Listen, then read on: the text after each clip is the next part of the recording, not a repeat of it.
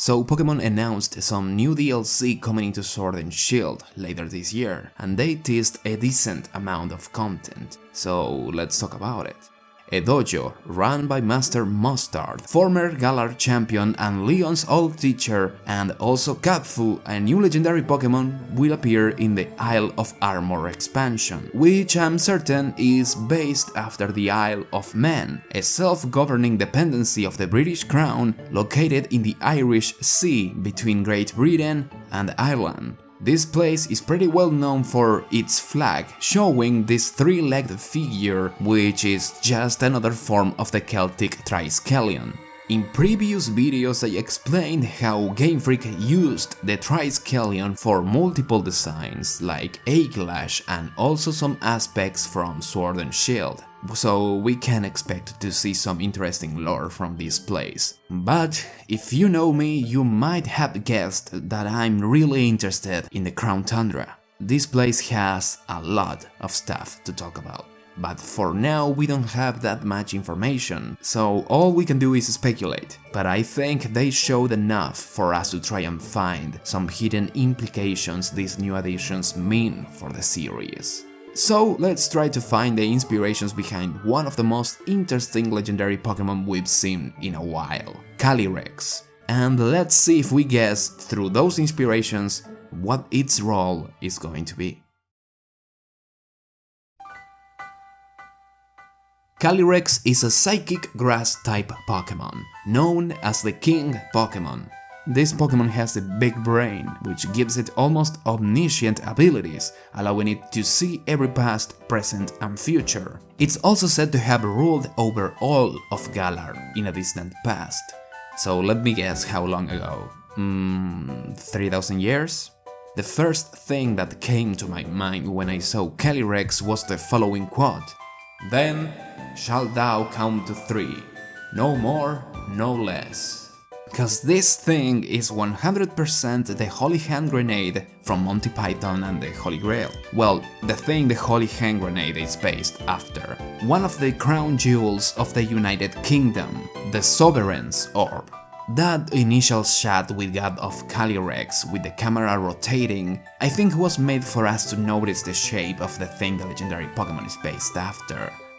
The orb, as part of the crown jewels of the UK, is a piece of ceremonial regalia, ornaments used by the royal family during coronations. And the orb is just one of them. There are rings, scepters, crowns, and many more.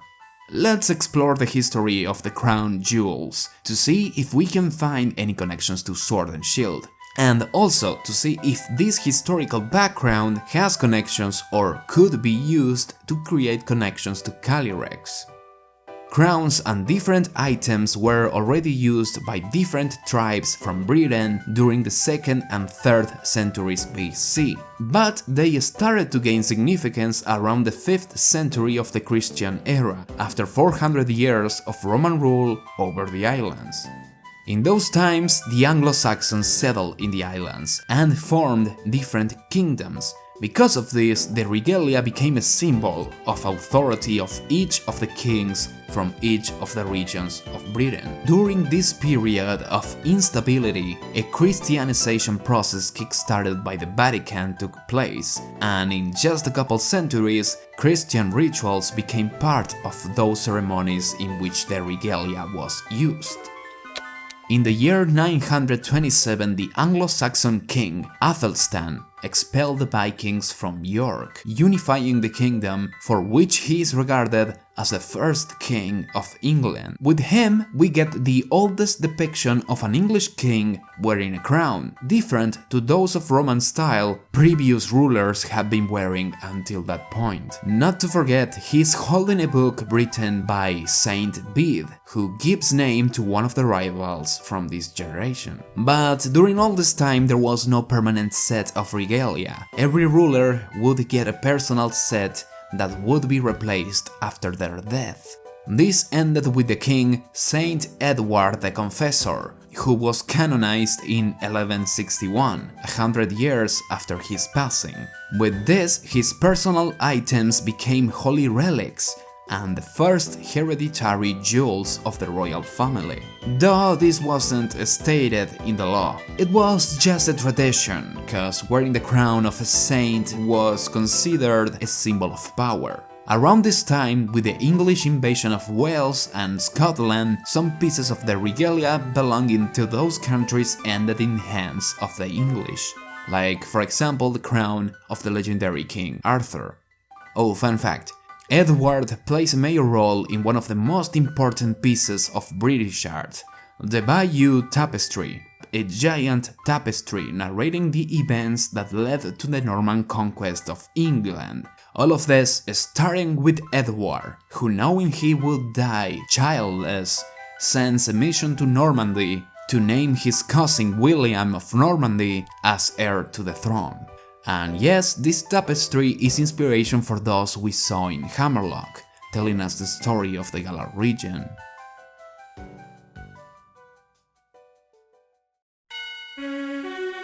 Well, but when did the English start to use the orb? This spherical piece was first used by Henry VIII, second king of the Tudor dynasty, the one that ruled over England after the War of the Roses. You might recognize Henry as he's the guy who wanted to get a divorce and caused disagreements with the Pope, which led into the separation of the Church of England and the Catholic. Of course, this resulted in further turmoil, which is why the next centuries would be met with internal conflict between the different religious factions of the country, such as Anglicans, Presbyterians, and Catholics. These conflicts reached a new high when a group of English Catholics planned to kill King James I and also to blow up the Parliament using 36 barrels of gunpowder. Between those in the group, there was the guy behind the origin of the word Guy Fawkes, who got a Pokémon based after him in this generation, Thibault, with his iconic mustache and clothing, as well as the mask he is identified with, and the bonfire in Nickett's Tale referring to the Bonfire Night, when the British commemorate the failed plot by burning effigies of Guy Fawkes. Get it? Fox. Let's move on. The year after that, King James decreed that the ornaments were property of the kingdom, stating that this should pass down to future generations of the royal family by law. Little did he know his son Charles I would indirectly cause the destruction of the jewels. What happened? Well, Charles got to the throne during a time of economical and social crisis, and his actions didn't help. First, he married Henrietta Maria of France, a Catholic princess, the sister of Louis XIV of France. You know, the guy from the painting at Parfum Palace. The French royal family not only were Catholics, but also absolute monarchs. And Charles heard the guys at the mainland had absolute power in the name of God, allowing them to do whatever they wanted, like raising taxes, and he just loved the idea. But the Parliament, not so much. With Charles and his pro-Catholic and absolutist ideas, a competition started between the Parliament trying to keep the king under control and the king ignoring them.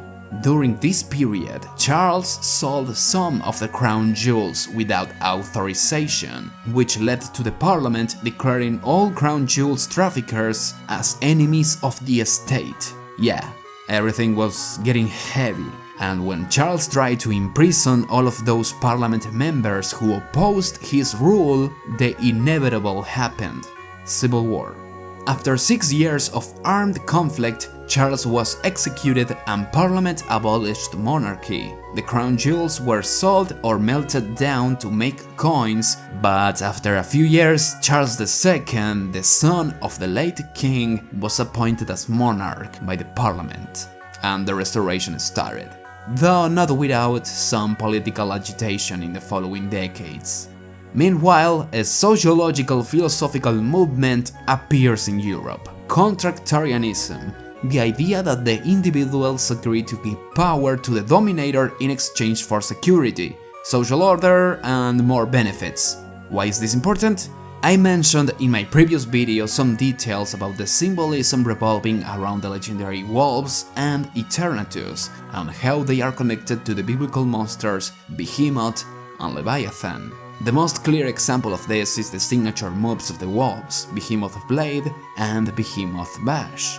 In England emerged one of the most well-known thinkers of Contractarianism, Thomas Hobbes, who argued for an absolute ruler who would help to keep order, as he didn't want to see the civil war repeat again, and he firmly believed that living men on their own would lead to violence.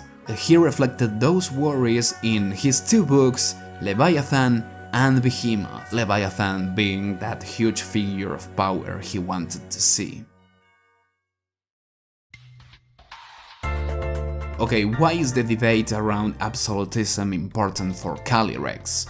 Well, that's related to the sovereign's orb's origin. Just like the hero's bath from Sir Chester, the origins of the orb are in Roman mythology. Images of Jupiter holding an orb on his hand were representations of the divine influence over the earth, parallel here to the sphere on God's hand.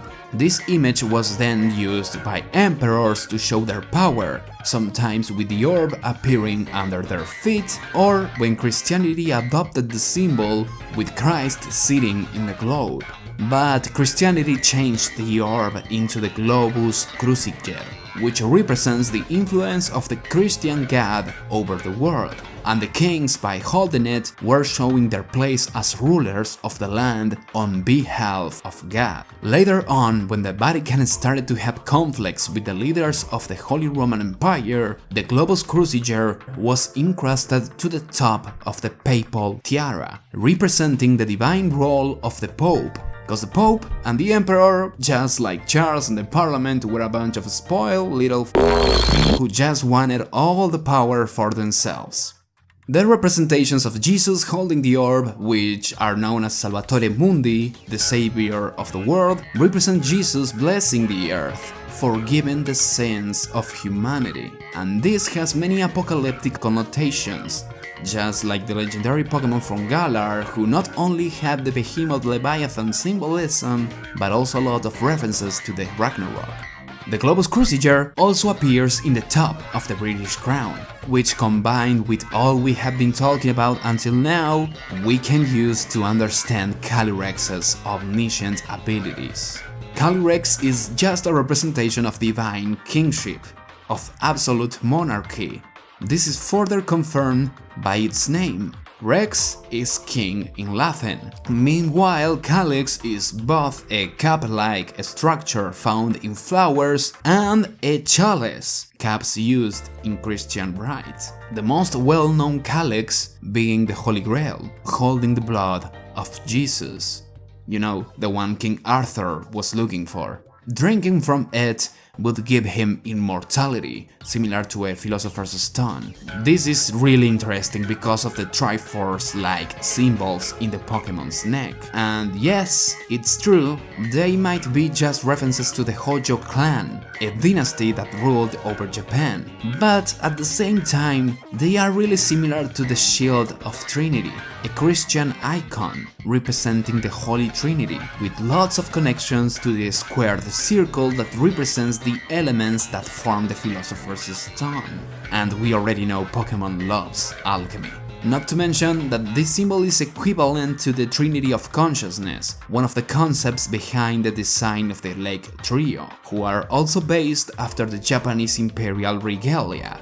With the possibility of Sinnoh remakes coming to us next year, this is hard to ignore, especially when we have new Regis. Oh, and the Holy Grail, between many other places, was said to be hidden in the Roslyn Chapel in Scotland, and the Crown Tundra is most likely based after Scotland. Also, those ruins near the giant tree seem to be based after the chapel.